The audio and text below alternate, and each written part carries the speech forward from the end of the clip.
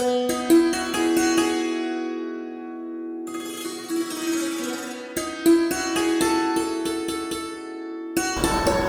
آتا ہوں میں اس کی اگلی ٹرمولوجی پر. یہ تو آپ نے سمجھ گئے ہوں گے کہ شعر میں واقعہ ہونا چاہیے، واقعیت ہونا چاہیے، اور وہ واقعہ اصلیت کے قریب ہونا چاہیے.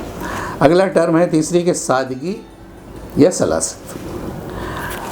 اب یہ دیکھیے میں پڑھ کے سنا رہا ہوں آپ کو، اس کو آپ غور سے سنیں گے.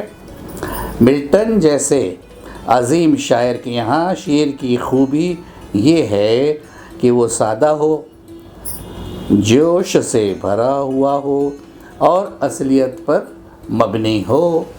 وہ کہتا ہے کہ سادگی لفظوں کے ساتھ خیالات میں بھی ہو، یعنی لفظ بھی سادہ ہوں اور خیالات بھی سادہ ہوں.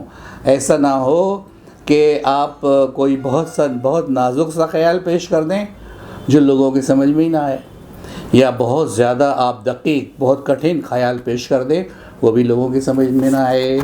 وہ فرماتے ہیں کہ اس کا کلام عالم اور جاہل کو ایک سا لطف دیتا ہے جس کے ہاں پہ یہ باتیں ہوتی ہیں. شیکسپیئر کا بھی یہی خیال ہے. یہ دونوں عام شاعروں سے ہٹ کر اپنی خاص صورتیں اور عجیب و غریب پریوگ کر کے لوگوں پر اپنی قابلیت نہیں تھوپتے. سادگی ادا یا فصاحت میں اس بات کو بہت دخل ہے کہ روزمرہ یا بول چال کا زیادہ لحاظ رکھا جائے. روزمرہ چونکہ عام زبان پر چڑھا ہوتا ہے، اس لیے ایک لفظ بیان ہونے کے ساتھ پورا جملہ ذہن میں آ جاتا ہے اور اس کے سہارے سے مشکل مضمون بات یا لیک کو سمجھنے میں آسانی ہوتی ہے. جو روزمرہ کی زبان جو ہوتی ہے اگر ہم اس کا پریوگ کریں تو بہت بہتر ہوگا. سادگی یہی ہے، آخری میں اس پہ غور کریں ان لائنوں پہ، کہ سادگی یہی ہے کہ عام اور خاص دونوں کلام کو سمجھ لیں. فرق جو ہوگا وہ یہ ہوگا کہ عام لوگ شعر کا ظاہری اور سرسری مطلب سمجھ لیں گے، یعنی ان پڑھ سے ان پڑھ آدمی بھی شعر کا ظاہری مطلب سمجھ لے گا اور اس کو لطف آئے گا. اور جو خاص لوگ ہیں، پڑھے لکھے لوگ ہیں، عالم فاضل لوگ ہیں، اور جو خاص کی نظر ہے اس کے نکات، لطائف اور دقائق یعنی کٹھنائیوں پر تک پہنچے گی اور ان پر شعر کا اثر زیادہ ہوگا. اگلا شبد دیکھیں، جدت ادا یا حسن بیان. شعر ہو یا نثر، گد ہو یا پد، پوئٹری ہو یا پروس، دونوں کا سمبند طرز بیان یا حسن بیان کی ندرت یعنی عمدگی اور تنوع یعنی بھنتا سے ہے. اعلیٰ اور ادنا شعراء کے کلام میں جو چیز فرق اور امتیاز پیدا کرتی ہے وہ اظہار بیان کی جدت ہی ہے. خاص اور عام میں جو فرق ہوتا ہے اس میں جدت کا اہم رول ہے. شبلی نے لکھا ہے، جس غور سنیں، شبلی نے لکھا ہے کہ شاعری میں سب سے مقدم چیز جدت ادا ہے. ایک بات سیدھی طرح کہی جائے تو ایک معمولی بات ہے، اسی کو اگر جدید انداز اور ایک اسلوب یا شیلی سے پیش کر دیا جائے تو وہ یہی شاعری ہے. شاعر ایک معمولی سی بات کو لیتا ہے اور ایسے دلکش اور ندرت آمیز اسلوب کے ساتھ ادا کرتا ہے کہ سب جھومنے لگ جاتے ہیں.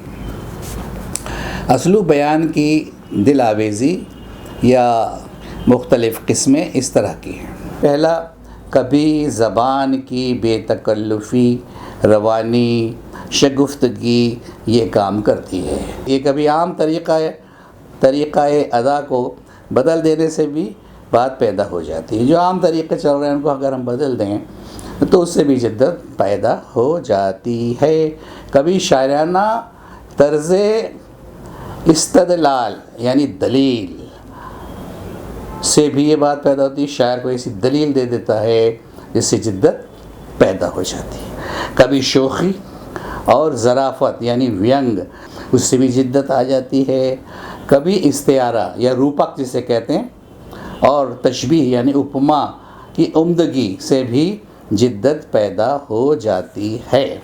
یہ میں نے آپ کو بہت مختصر ہے، اس میں کافی تفصیل ہے، جب آپ پڑھیں گے تو آپ کو اور بھی مزہ آئے گا اور بھی لطف آئے گا۔ اب فصاحت اور بلاغت کیا ہے؟ شعر کے حسن کے بارے میں اوپر جو باتیں کہی گئی ہیں، گر ان کو خوبی سے کہنا چاہیں تو فصاحت اور بلاغت کے الفاظ سے بیان کر سکتے ہیں۔ یعنی اگر کسی نے کہا کہ شعر بہت فصیح ہے اور بہت بلیغ ہے، بلاغت ہے شعر میں، تو جو ابھی میں نے آپ کو خوبیاں بیان کی وہ تمام خوبیاں اس شعر میں ہوں گی۔ یہ ایک طرح کا اس کا کنکلوڈیو ٹرمنالوجی ہے بلاغت۔ تو وہاں پر جو پہلے ہم نے بیان کی وہ تمام خوبیاں یہاں پہ شامل ہو جائیں گی۔ یعنی کسی شاعر کا کوئی شعر فصیح اور بلیغ ہے تو اس کا مطلب ہے اس میں شعر کی تمام تر خوبیاں موجود ہیں۔ تھوڑا سا فصاحت کے بارے میں بیان کر دوں آپ کو۔ فصاحت، شبلی نے فصاحت کی وضاحت یا ویاکھیا کرتے وقت الفاظ کے صوتی جو بولا جائے یا اچارن، جیسے کہ میں نے پوری کتاب اچارن پہ لکھا۔ شبلی نے فصاحت کی ویاکھیا کرتے وقت الفاظ کے صوتی پہلو کو زیادہ اہمیت دی ہے۔ وہ ہوتا ہی ہے، تلفظ پر ہی شاعری ہوتی ہے، اچارن پر شاعری ہوتی ہے۔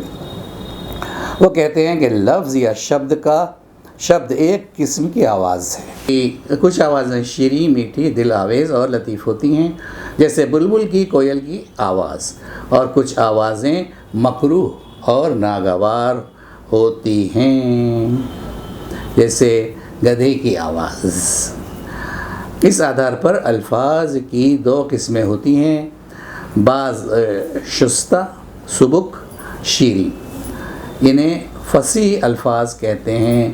یہ فصاحت کے اندر ہے، انہیں فصیح الفاظ کہتے ہیں۔ اور بعض ثقیل یعنی کٹھن، بھدے اور ناگوار، انہیں غیر فصیح الفاظ کہتے ہیں۔ دیکھیے الفاظ کی بھی کتنی اہمیت ہے، جو آپ استعمال کریں اچھی شاعری میں وہ آسان فصیح الفاظ ہونا چاہیے۔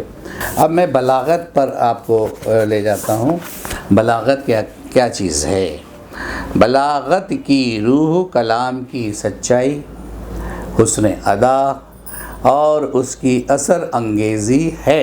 پھر سنیں، بلاغت کی روح کلام کی سچائی، حسن ادا اور اس کی اثر انگیزی ہے۔ لغت میں بلیغ کے معنی پہنچنے والے کے ہیں، اور جو چیز دل میں پہنچتی ہے وہ دراصل معنی یعنی ارتھ ہیں، نہ کہ لفظ۔ بلاغت یعنی دل میں پہنچنا، کوئی چیز دل میں پہنچ جائے، اور اس میں یہ فرماتے ہیں کہ جو دل میں پہنچتی ہے وہ شبد نہیں پہنچتے، اس کا ارتھ پہنچتا ہے۔ بلاغت کی روح اثر انگیزی یا پربھاو ہے، یہ سچے جذبے اور خیالات سے پیدا ہوتی ہے۔ بلاغت کے لیے ضروری ہے کہ الفاظ کم سے کم استعمال ہوں، اور یہ اسی وقت ممکن ہے جب کلام لکھنے والا زبان اور بیان پر غیر معمولی قدرت یا پکڑ رکھتا ہو۔ چلیے اس کو کنکلوڈ کرتے ہیں، اس بات کو ان الفاظ کے ساتھ کہ شاعری ایک جادو ہے، اور یہ کلام میں اس وقت پیدا ہوتا ہے جب الفاظ سبک یعنی ہلکے اور چست ہوں، اور شیریں ہوں یعنی میٹھے ہوں، اور ان کی ترتیب میں بہت زیادہ موزونیت ہو، یعنی کہ وہ شعر کی تمام تر قواعد اور قانون کو، شعر کے قانون کو وہ فالو کرتے ہیں، وہ موزونیت ان میں ہو تب وہ۔ اور ایک بات اس میں اور کہا ہے کہ حشو یعنی بھرتی کے الفاظ نہ ہوں، زبردستی کی ٹھوسا ٹھاسی نہ ہو، زوائد یعنی فضول باتیں بالکل نہ ہوں، پیرائے بیان یعنی شعر کہنے کا انداز عمدہ ہو، اور حسب معنی یعنی ارتھ کے انوسار ہو، اور سب سے بڑھ کر یہ کہ اس میں شاعر کا سوز دروں یا اندر کا درد شامل ہو۔ یعنی آپ کا جو درد ہے شاعر کا وہ بھی اس میں شامل ہو۔ یہ تمام چیزیں میں نے آپ کو اعلیٰ شاعری کی بتائی ہیں۔ باقی آپ جب یہ کتاب خریدیں گے اس کو اور تفصیل سے آپ پڑھ لیں۔ اگلی کلاس جو ہم لیں گے وہ شعر کے ایپ پر رہے گی، اس کو بھی آپ ضرور سنیں اور دوستوں کو بھی کہیں۔ اس ویڈیو کو بھی آپ جنہوں نے سبسکرائب نہ کیا ہو سبسکرائب کر دیں، بلیک گھنٹی دبا دیں اور شیئر کریں۔ جن گروپس میں شاعری ہو رہی ہے اور لوگ لکھ رہے ہیں، نئے لکھنے والے پرانے لکھنے والے سبھی موجود ہیں، وہاں تک یہ میرا ویڈیو آپ پہنچائیں۔ آپ نے بڑی دلچسپی سے سنا، اللہ کرے زور قلم اور زیادہ آپ کی شاعری میں، آپ کے کلام میں، آپ کے لیکھن میں اور زیادہ اضافہ ہو اور بہتر سے بہتر آپ لکھ سکیں۔ بہت شکریہ، نوازش۔ اللہ حافظ۔